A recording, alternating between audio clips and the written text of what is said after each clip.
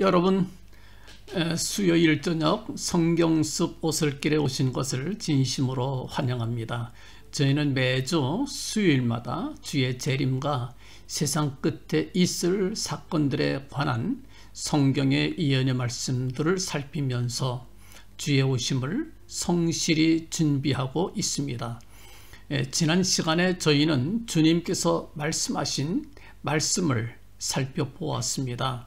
마태복음 24장 15절에 말씀하시기를, 그러므로 너희가 선지자 다니엘의 말한 바 멸망에 가증한 것이 거룩한 곳에 선 것을 보거든 읽는 자는 깨달을진저, 그렇게 주님 말씀해 주셨어요. 그러면 다니엘이 말한 바 멸망에 가증한 것이 도대체 무엇이냐? 그것은 바로 하나님의 거룩한 성전에 세워질 가증스러운 우상을 말하는 것이다 라고 하는 것을 저희들이 살펴보았습니다. 오늘의 주제는 그렇다면 그 멸망에 가증한 것을 누가 세울 것이냐 하는 그 주제지요. 저희가 다니엘서를 살펴보았습니다. 오늘 그 내용을 좀 더 깊이 있게 살펴보기를 원합니다. 다니엘서에는 세 군데의 멸망에 가증한 것이 언급되어 있습니다. 문제는 멸망에 가증한 것을 거룩한 곳에 세우는 자, 그 자가 바로 적그리스도가 될 것이다 라고 하는 것이지요. 다니엘서는 그 자에 대하여 아주 구체적으로 진술해 주고 있습니다. 적그리스도와 멸망케 할 미운 물건과는 아주 밀접한 관련이 있어요. 다니엘서에 보면 세 군데에서 멸망에 가증한 것에 대하여 그가 적그리스도가 세우게 될 것을 언급해 줍니다. 첫째, 다니엘서 9장 27절에 그가 장차 많은 사람으로 더불어 한 일해 동안의 언약을 굳게 정하겠고, 그가 그 일해의 절반의 제사와 예물을 금지할 것이며, 또 잔포하여 미운 물건이 날개를 의지하여 설 것이며, 또 이미 정한 종말까지 진노가 황폐케 하는 자에게 쏟아지리라 하였느니라 말씀해 주셨습니다. 두 번째는 다니엘서 11장 31절에 나옵니다.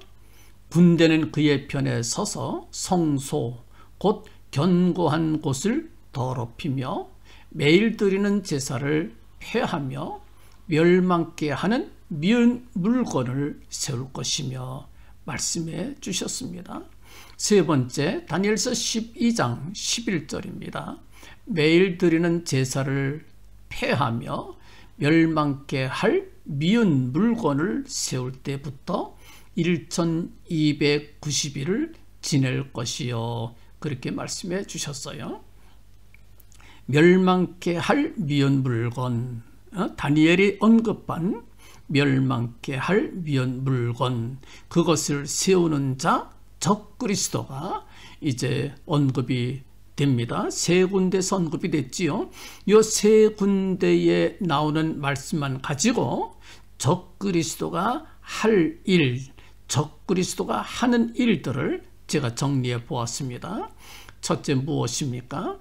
9장 27절에 그가 장차 많은 사람으로 더불어 한 일해 동안의 언약을 굳게 정하겠고 말씀해 주신 것을 보면, 그는 많은 사람으로 더불어 7년 조약을 맺을 것이다. 아마 이 조약은 평화 조약이 아니겠나 짐작됩니다.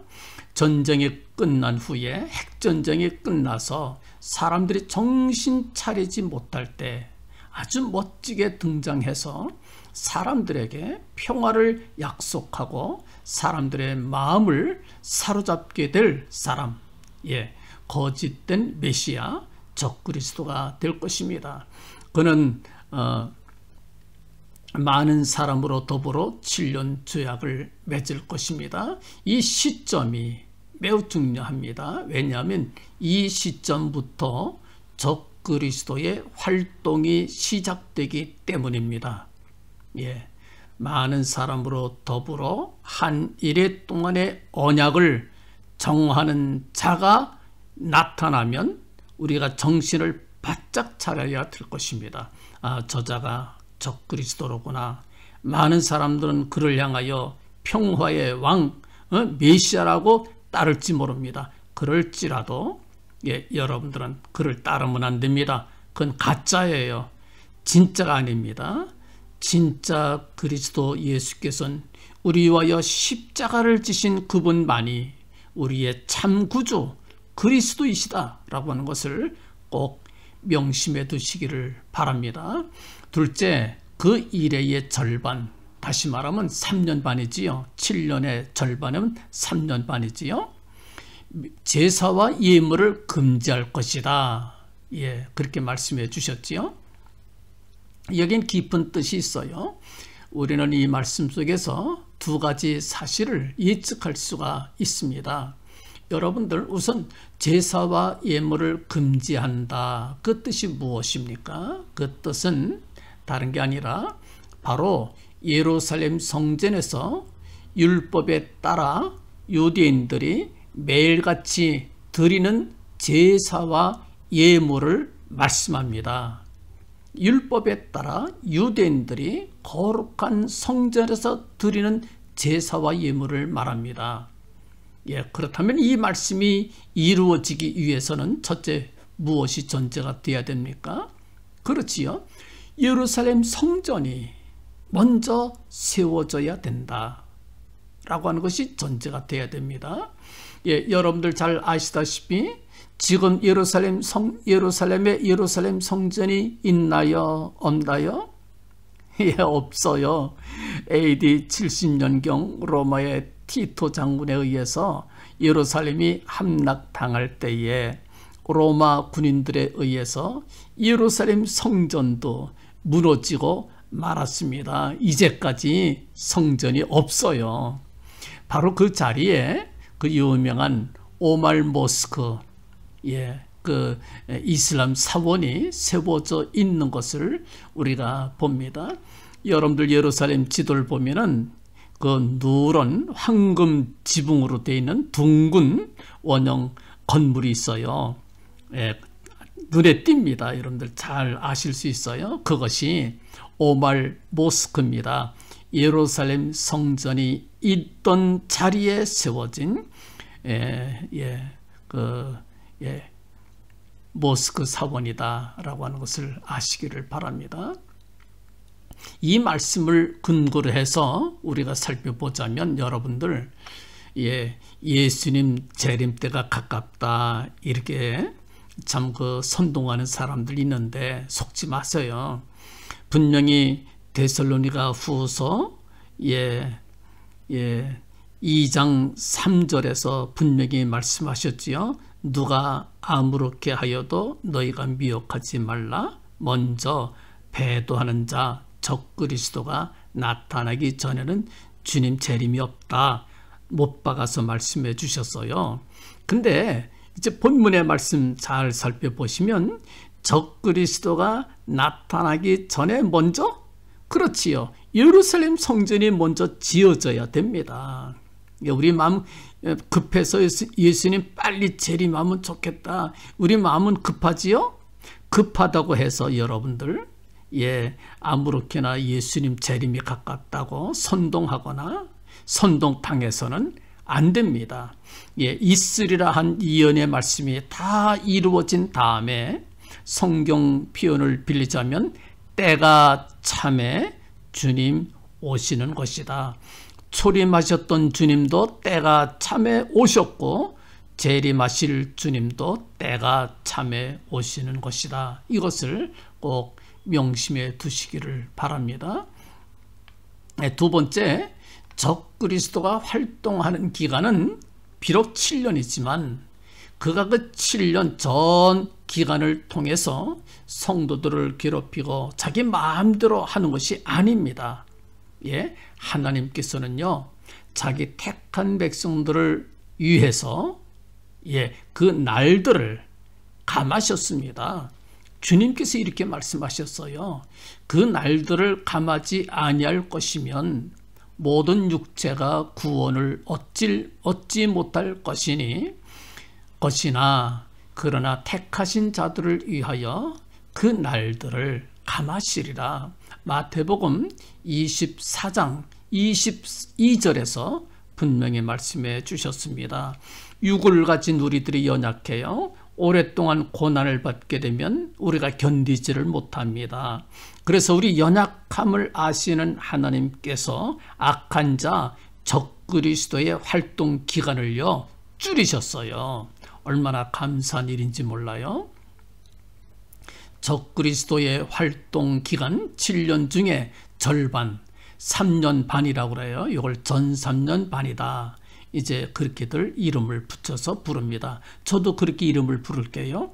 요 전 3년 반 동안에는 유대인들에게 환심을 사기 위해서 친화적인 조치를 씁니다. 뭐 합니까? 유대인들이 매일같이 하나님의 성전에서 제사와 예물을 드릴 수 있도록 환심 쓰는 거예요. 허락을 합니다. 허락을 해요. 전 3년 반 기간 동안. 그러나 후 3년 반, 3년 반이 지나가고 나면 돌변하게 될 것입니다. 유대인들이 매일 드리는 제사와 예물을 폐하게 되리라. 다니엘서 11장 31절이에요. 매일 드리는 제사와 제사를 폐할 것이다. 자기의 본색을 드러내는 겁니다. 이것을 보면 이 말씀을 보면 전 3년 반 동안에는 허용을 했다가 후 3년 반 되면서 돌변하게 될 것을 말씀하시는 것을 우리가 볼 수가 있어요. 매일 드리는 제사를 폐할 것입니다. 다니엘서 12장 11절에서도 똑같이 말씀을 합니다. 매일 드리는 제사를 폐하며 그렇게 말씀해 주셨어요. 또 세 번째, 군대가 그의 편에 서서 성소 곧 견고한 곳을 더럽힐 것이다. 세 번째 적그리스도가 하는 일입니다. 적그리스도 본인이 하는 것은 아니지만 그의 군대가 하는 겁니다.